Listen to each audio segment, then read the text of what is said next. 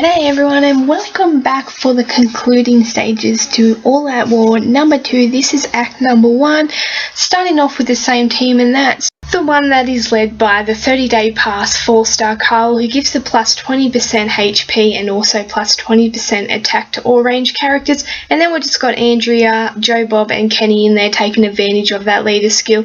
The one we have in there, Bo there, as I've said previously, he was actually the reward in the recent faction raid tournament that just ended for the top 5 factions. Now I'm going to use this video to actually talk about him. I know when Carl came out I made a separate video for him and talked about him. I just thought I'd talk about Bo in this video, and I guess his value as a 4-star player. He's actually a pretty good 4-star to be having, and if you did win him, he is a great asset, just purely because of his rush alone. He's actually a very good valuable player for either a melee team or a strong team.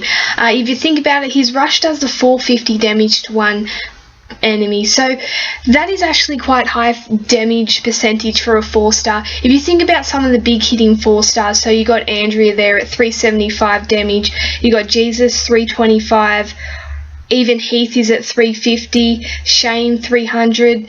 They're big hitting 4-stars. Even Chuck is at a 300% damage, and he's at 450% damage, so that is a solid amount of damage for any 4-star. He's probably top of the list for damage from any 4-star in this game. If you compare it to the Kenny we have here, Kenny actually as a 5-star does the 450 damage, so to be having a 4-star doing a 450 damage with a very fast recharge rate at the 45, that is a very solid player to have in any team, and that is going to make your team very tough to beat, and it's going to make him very hard to handle, just purely because if you're not killing him, he is going to go off and he is going to almost kill your player, or if not, near kill them with that 450% damage. Like I said, if you compare him to a Chuck is a very valuable player with the 300% damage that he does impair for one turn. So if you think about it, if you value Chuck as a player there with a 300% damage, he goes off very fast at 45 AP also, and then you move over to Bo, who's also a strong just like Chuck.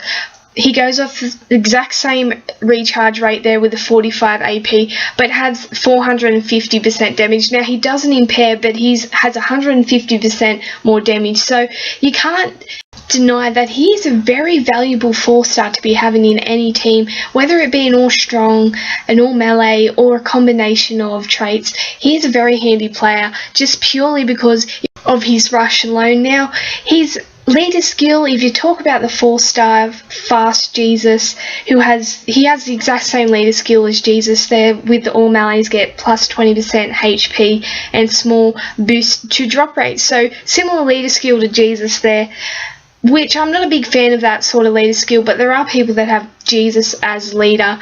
So definitely I think you'll see a few of him as leader in the coming weeks, if not they're already there. Now, his leader skill overall is not fantastic, but if you think about that rush, you know, it doesn't seem like too much. It's not got any healing in there or impair, and it's just one big massive 450 damage hit to one enemy. But that is very valuable, especially if you have a few big hitters in your team. There's always a need for big hitters in this game, and the fact that he's probably one of the biggest hitting 4-stars you're going to find damage wise with the 450. As I said, if you think about some of the big hitting 4-stars we've got currently in the game, he actually does a fair bit amount more damage than them percentage wise, so he is a very valuable player. And if he had a recharge rate that was slower or normal, then it would devalue him a lot, but the fact that he has that 45 AP recharge rate that's very fast, it makes him very valuable. Sometimes the recharge rate can make or break the value of that character and how effective they can be, and in his case it is all going his way in regards to his rush.